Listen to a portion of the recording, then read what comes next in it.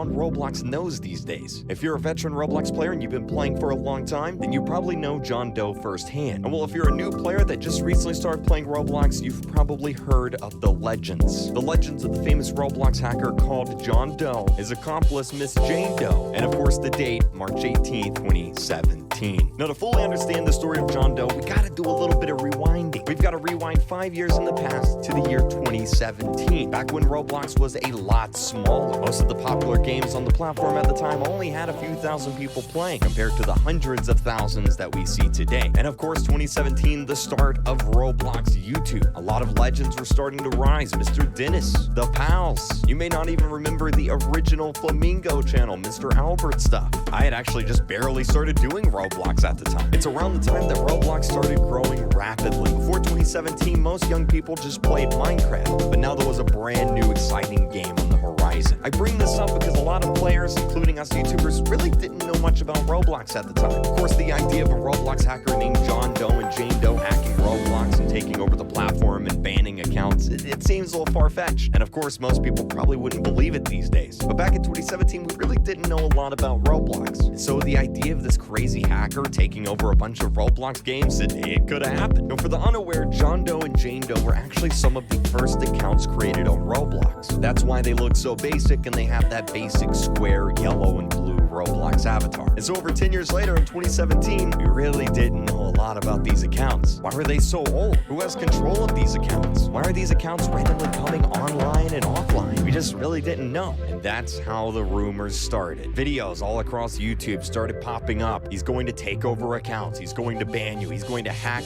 Roblox games. And it all was going to happen on March 18th, 2017. Now this legend and myth started out pretty small, but as the date of March 18th, 2017 started to get closer and closer, the popularity of Mr. John Doe started to grow and people started to get scared. There were so many YouTubers making videos on John Doe. Even bigger YouTubers at the time, like Mr. Dan TDM, was making videos talking about John Doe. It got so big that there was actually news articles being written about John Doe. Who was this guy? Is he gonna hack Roblox? Are your accounts safe? Is it okay to play Roblox on March 18th? Well, let's find out, because after months and months of waiting, March 18th finally happened. Okay, ladies and gentlemen, the time is currently 11:57 p.m. Albert, what does that mean? I've been living under a rock the past month, you may ask. In 3 minutes, it's gonna be March 18th, which means the John Doe thing, the day John Doe's supposed to hack all of our accounts. Well, as you can probably guess,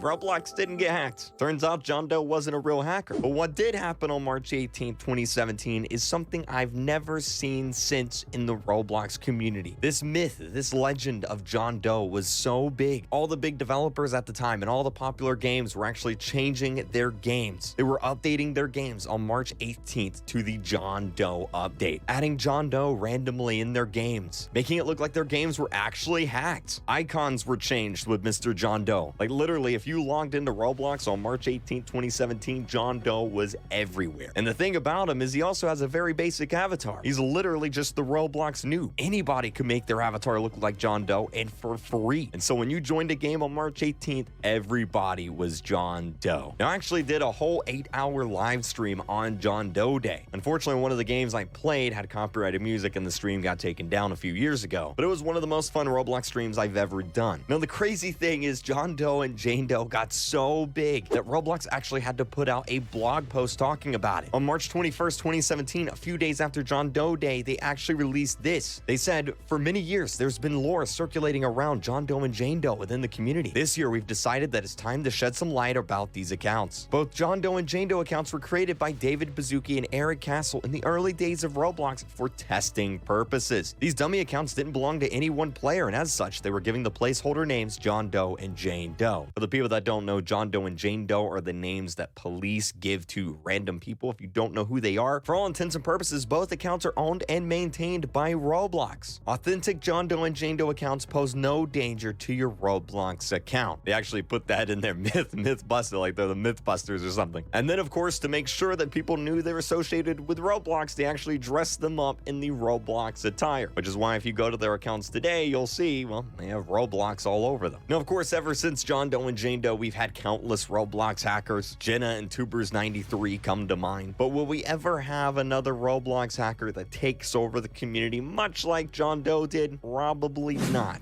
Hopefully, though, you guys enjoyed this video, and now you know a little bit more about Mr. John Doe and the day that he took over Roblox. Subscribe if you enjoyed this video. Of course, leave a comment down below.